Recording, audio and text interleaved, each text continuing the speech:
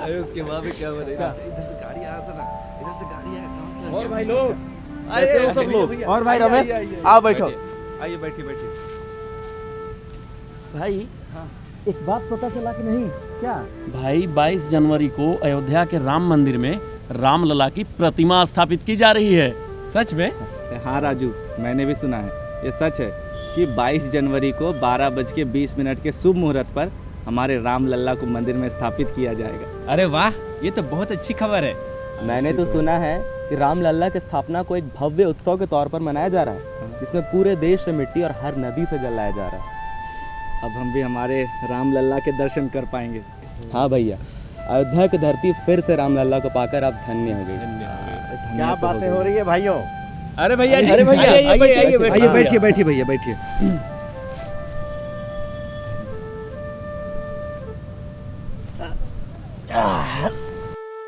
लगता है किसी गंभीर विषय पर बातचीत हो रही थी तुम चारों की। हाँ, नहीं भैया जी, हम चारों तो 22 जनवरी को अयोध्या में रामलला की मूर्ति की स्थापना के बारे में बात कर रहे थे। अच्छा अच्छा अच्छा अच्छा। अयोध्या की धरती कितनी धन्य है कि खुद भगवान राम का जन्म वहाँ हुआ। अयोध्या क्या, भगवान राम के चरण जहाँ जहाँ पड़े हैं वो सब धरती धन्य है। हाँ, बात तो सही कह रहे हो तुम सब। काश हमारे झारखंड में भगवान राम के शुभ चरण पड़े होते तो यहाँ की धरती भी धन्य हो जाती। अरे पढ़े होते, पढ़े हैं। भगवान राम जी का झारखंड की भूमि से बहुत गहरा संबंध है भाई। क्या बात कर रहे हैं भैया? हाँ, भगवान राम अपने वनवास काल के दौरान झारखंड की भूमि से होकर भी गुजरे थे। ये अपने सिमडेगा का रामरेखा धाम इसी बात का तो प्रमाण है। भगवान राम जी माता सीता के साथ और भ्राता लक्ष्मण जी के साथ यहाँ पर कई दिनों तक निवास किए। इस बात के प्रमाण आज भी वहाँ मौजूद हैं। बताइए भैया, भगवान राम के चरण सिमडेगा में भी पड़े हैं? ये बात तो हमें मालूम ही नहीं था। इतना ही नहीं, भगवान राम जी का सिमडेगा के अलावा कसमार और भंडरा के साथ भी गहरा संबंध है। भैया जी, हम चारों राम रेखा और उससे जुड़ी बातें जानना चाहते हैं। प्लीज भैया जी बताइए ना, भगवान राम का हमारे झारखंड में कब आगमन हुआ था? हाँ भैया, प्लीज बताइए ना। तो सुनो, अपने वनवास काल के दौरान भगवान श्री राम जी एक बार झारखंड की भूमि से होकर गुजरे।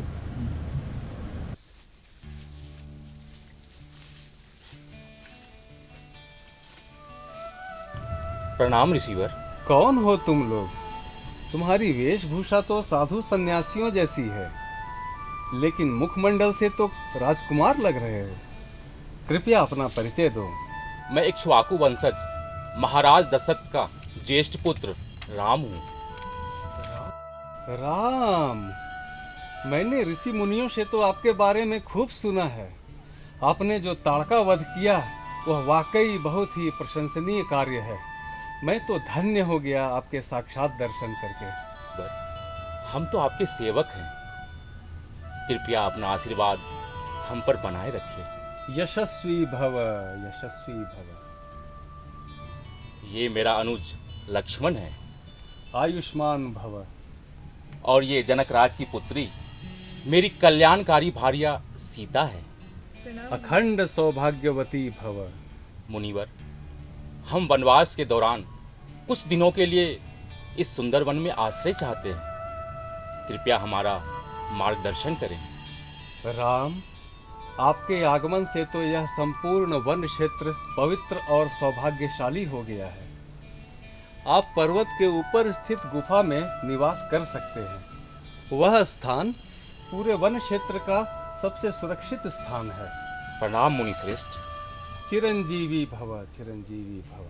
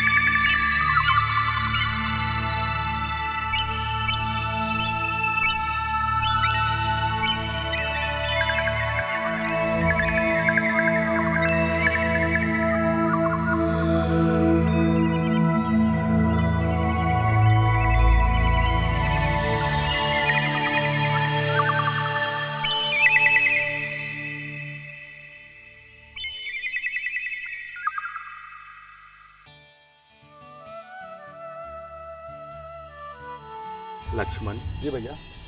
अब कुछ दिनों के लिए इसी पहाड़ी पर हमारा वास होगा। ये गुफा और ये पहाड़ी हमारे निवास के लिए सुरक्षित है, और ये गुफा हमें वर्षा और जंगली जानवर से भी सुरक्षा दिलाएगी। ठीक है भैया, मैं अभी इस पहाड़ी के कुछ स्थान को रहने योग्य बनाने में लग जाता हूँ। ठीक है।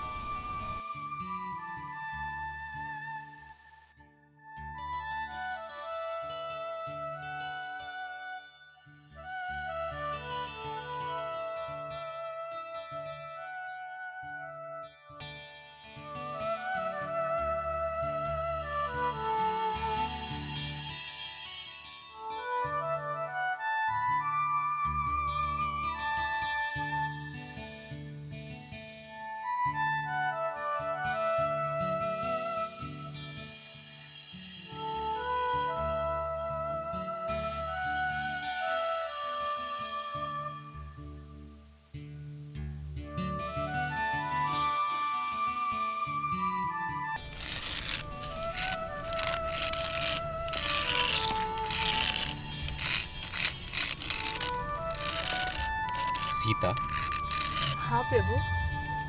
ये तुम क्या कर रही हो? हे रघुवर, आपके आदेश से इस स्थान पर हम लोग कुछ दिनों तक निवास करने वाले हैं, और निवास स्थान पर रंगोली या चौक का निर्माण करना शुभ माना जाता है, इसलिए मैं इस स्थान पर चौक का निर्माण कर रही हूँ। उचित है। तुम्हारे द्वारा बनाया गया ये चौक बहुत ही सुंदर है। धन्यवाद प्रभु। तुम इस चौक का निर्माण करो, मैं तब तक आसपास का क्षेत्र घूम आता हूँ। ठीक है स्वामी।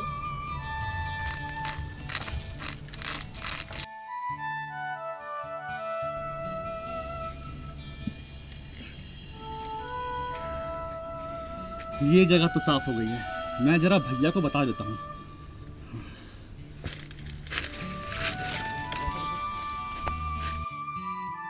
इस पहाड़ी और इसके आसपास ना कोई जल स्रोत है, ना कोई नदी या झील। ये बात मुझे तुरंत भैया को बतानी चाहिए। भैया, हाँ लक्ष्मण। भैया मैंने पहाड़ी के एक भाग को साफ कर दिया है और पहाड़ी के एक गुफा को आपके और भाभी के विश्राम के लिए बना दिया है, और दूसरी गुफा को अपने लिए साफ कर लिया है। परंतु भैया यहाँ एक समस्या है। कहो लक्ष्मण, खुलकर कहो। भैया, यहाँ स्नान करने के लिए कोई व्यवस्था नहीं है, ना ही कोई जल स्रोत है, ना ही कोई नदी और ना ही कोई झील है। मुझे इस बात का ध्यान था लक्ष्मण, तभी मैंने इस पहाड़ी के ऊपर अपने वाहन से एक जल कुंड का निर्माण किया है। अब हम सब वहीं पर स्नान किया करेंगे, और भविष्य में ये जल कुंड पवित्र गंगा कुंड के नाम से जानी जाएगी। जय गंगा माता। अब तुम जाकर भी स्नान कर लो। पहाड़ी साफ करने के दौरान तुम्हारे शरीर पर कुछ मिट्टी और गंदगी लग गई है। ठीक है भैया। मैं तब तक वन से खाने के लिए फल और कंदमूल लेकर आता हूँ, तब तक तुम भाभी का ख्याल रखो। जो आ गया भैया।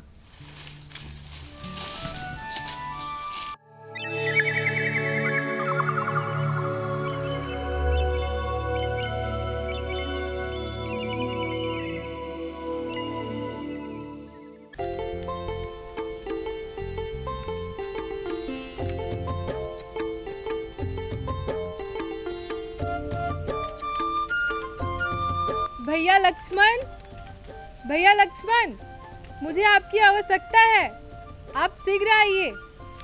आया माता। आज्ञा करे माता, मैं आपकी क्या सेवा कर सकता हूँ? भैया लक्ष्मण, मैंने यहाँ भोजन पकाने के लिए एक चूल्हे का निर्माण किया है, किंतु यहाँ भोजन पकाने के लिए शुद्ध जल की व्यवस्था नहीं है। आपके भैया ने हमारे स्नान के लिए जिस जल कुंड का निर्माण किया है वो पीने योग्य या भोजन पकाने योग्य नहीं। आप शीघ्र जाकर शुद्ध जल की व्यवस्था करें। ठीक है माता, मैं अपने बाणों से अभी यहाँ एक जल कुंड का निर्माण करता हूँ। इसके जल से आप भोजन पकाने और पीने के लिए जल इस्तेमाल कर सकती हैं।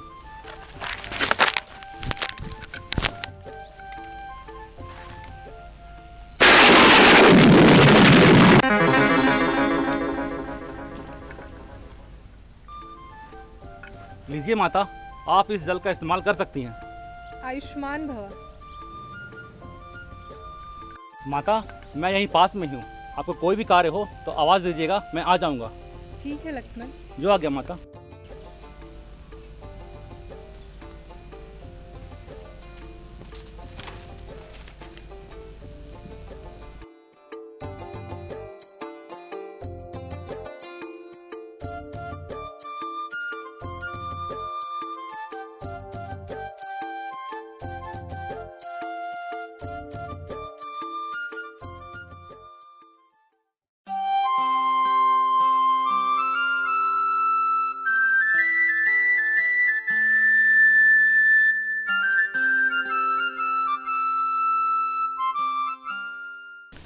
प्रभु हाँ सीते, प्रभु बारिश का मौसम आ रहा है और हमारी गुफा काफ़ी खुली हुई है।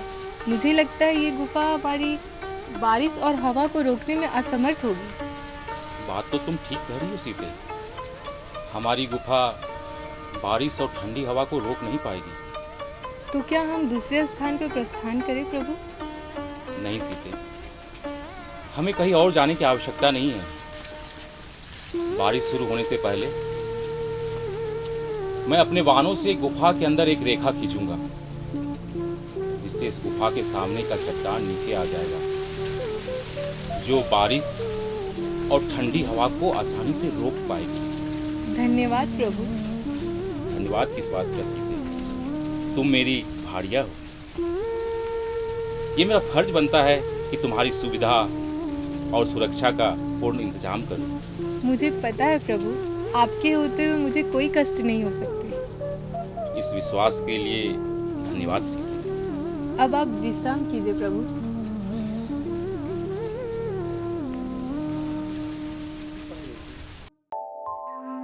और इस तरह राम रेखा धाम की पहाड़ियों पर कुछ महीने बिताने के बाद राम जी, सीता जी और लक्ष्मण जी दंडकारण्य वन की ओर चले गए।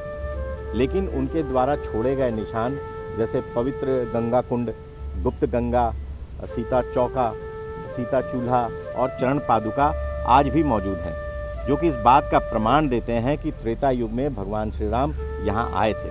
पर भैया, भगवान राम त्रेता युग में राम रेखा आए थे, ये बात बाद में लोगों को कैसे पता चला? अरे इसके पीछे की भी एक कहानी है। वो क्या भैया जी, उस कहानी को भी बताइए।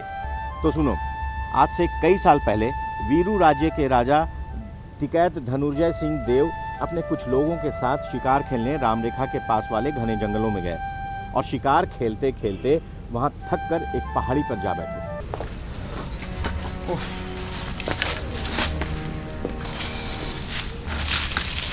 पूरा जंगल छान मारा, मगर एक भी ढंग का जानवर नहीं मिला। पता नहीं राजा जी, आज सारे के सारे जानवर कहाँ गायब हो गए।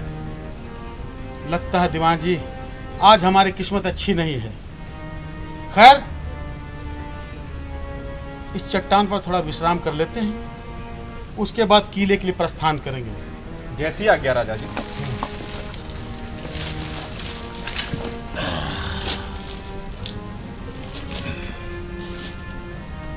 हाँ सिपाही, तुम भी काफी थक गए हो, तुम भी थोड़ा विश्राम कर लो। पर हुजूर, मैं आपके सामने कैसे बैठूं? तुम उधर जाकर के विश्राम कर लो सिपाही। जो आ गया हुजूर।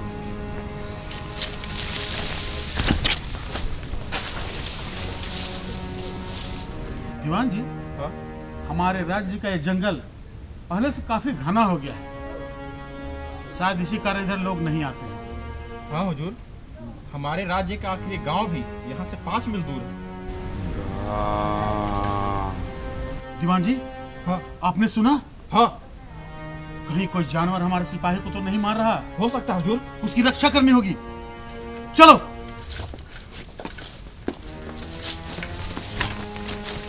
सिपाही, सिपाही तुम ठीक तो हो? जी हुजूर, मैं बिल्कुल ठीक हूँ। दीवान जी, हाँ, आपने फिर से सुना? ये जरूर कोई जानवर है। आओ, लूटते हैं।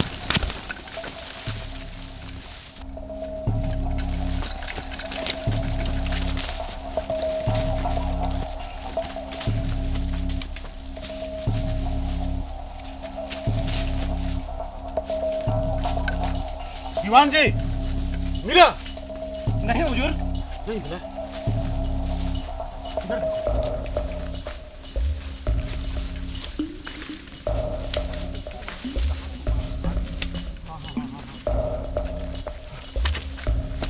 कहाँ छुपा हुआ है? आज इसे ढूंढ के रहूंगा।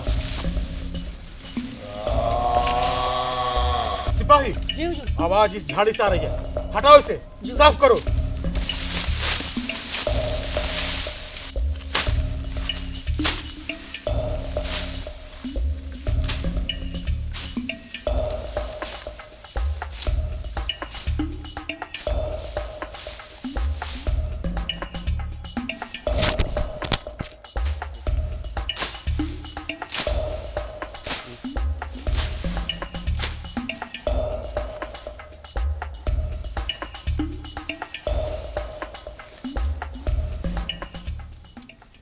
सिपाही,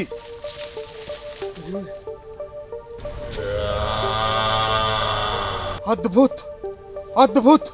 दीवान जी, ये जरूर कोई दिव्य शंख है। दीवान जी, इस जगह को साफ करवाने का प्रबंध करें तुरंत। ये दिव्य जगह है। जो आ गया राजा जी।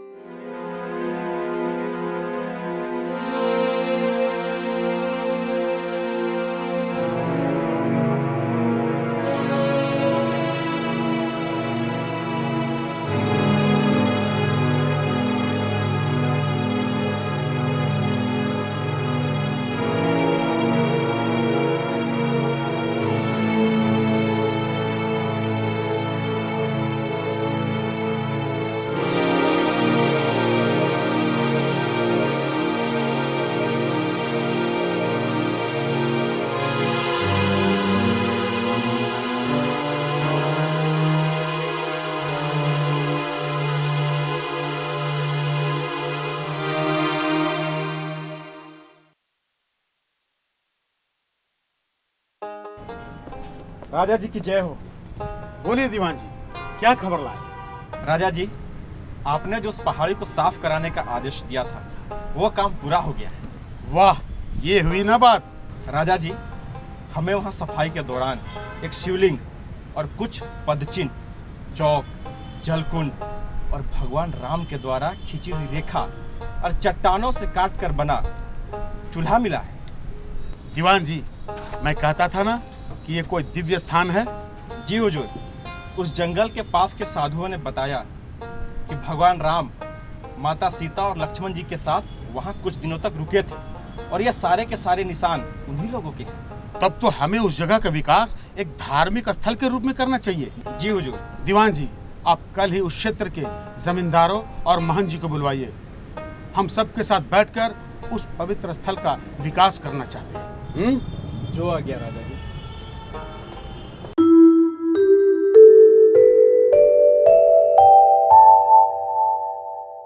राजा जी को और क्या क्या मिला जंगल में? जब हम राजा जी के साथ गए थे वहाँ ना, वहाँ एक शिवलिंग। राजा जी की जय हो। बस, जैसा कि आप लोग को मालूम होगा कि कुछ दिनों पूर्व हम जंगल शिकार पर गए थे और शिकार करते करते एक स्थान पर विश्राम करने के लिए रुके। वहां हमें एक शंख प्राप्त हुआ। उस शंख से राम राम राम की आवाज आ रही थी। फिर मैंने उस पहाड़ी को साफ सफाई कराने का आदेश दिया। साफ सफाई कराने के बाद हमें ये पता चला कि भगवान श्री राम, माता सीता और लक्ष्मण कुछ दिनों तक उस पहाड़ी पर रुके थे। आज भी वहां उनके रुकने के कई चिन्ह प्रमाण के तौर पर मौजूद है। राजा जी, ये तो हमारे लिए सौभाग्य की बात है कि प्रभु श्री राम के चरण हमारी भूमि पर पड़ी थी। सही बात है। हम और हमारे पूर्वज उस क्षेत्र में इतने सालों से रह रहे हैं, परंतु आज तक हमें इस पवित्र स्थल के बारे में पता नहीं चला। राजा जी, इस स्थल की जानकारी देने के लिए आपका बहुत बहुत धन्यवाद। धन्यवाद मेरा नहीं, प्रभु श्री राम का करिए, क्योंकि उनकी कृपा से ही हम उस पवित्र स्थल को ढूंढ पाए हैं। क्यों बाबा जी? बिल्कुल सही कहा आपने। राम के बिना तो एक पत्ता भी नहीं हिल सकता। जय श्री। इसलिए मैं चाहता हूँ कि उस पवित्र स्थल का विकास एक धार्मिक स्थल के तौर पर किया जाए, जहाँ हर राम भक्त प्रभु श्री राम का दर्शन पा सके और भगवान राम, माता सीता और लक्ष्मण जी का पूजा अर्चना हो सके। बहुत ही नेक विचार है राजा जी। इस कार्य के लिए हम आपके साथ हैं। हाँ, बस आप आदेश करिए कि हमें क्या करना है। प्रभु श्री राम ने हमें सेवा का एक मौका दिया है और हम इसे अपने हाथों से नहीं जाने देंगे। तो ठीक है, उस पवित्र स्थल के विकास के लिए समिति का गठन करता हूँ, जिसमें मेरे अलावा आप दोनों जमींदार सदस्य के तौर पर काम करेंगे। बहुत बहुत धन्यवाद राजा जी। आपने हमें प्रभु श्री राम का सेवा करने का ये मौका दिया, इसके लिए हम आपके शुक्रगुजार हैं। और बाबा जयराम, वहाँ बनने वाले राम मंदिर का मैं आपको प्रबंधक नियुक्त करता हूँ। जय श्री राम। आप सभी का बहुत बहुत धन्यवाद। और हम सब मिलकर जल्द से जल्द उस पवित्र स्थल का विकास करेंगे। जरूर करेंगे राजा जी, पर उस पवित्र स्थल का नाम क्या रखेंगे? उस पहाड़ पर प्रभु श्री राम द्वारा खींची गई एक रेखा है, इसलिए आज से उस पहाड़ी का नाम राम रेखा धाम होगा। जय श्री राम, जय श्री राम, जय श्री राम। और इस प्रकार भगवान राम जी झारखंड में जहाँ कुछ दिनों तक रुके थे वो आज राम रेखा धाम के नाम से प्रसिद्ध है। यहाँ आज झारखंड ही नहीं, बिहार, बंगाल, उड़ीसा, छत्तीसगढ़, मध्य प्रदेश और पूरे देश से लोग भगवान राम के दर्शन करने यहाँ आते हैं। भैया, भगवान राम के यहाँ आने से हमारी झारखंड की धरती धन्य हो गई भैया। बिल्कुल। हाँ, और हम भी ये गर्व से बोल सकते हैं कि भगवान राम से हमारे राज्य का गहरा नाता है। और हम सब जल्द से जल्द भगवान राम, माता सीता और लक्ष्मण जी के दर्शन के लिए राम रेखा धाम जाएंगे। जय श्री राम, जय श्री राम, जय श्री राम, जय श्री राम।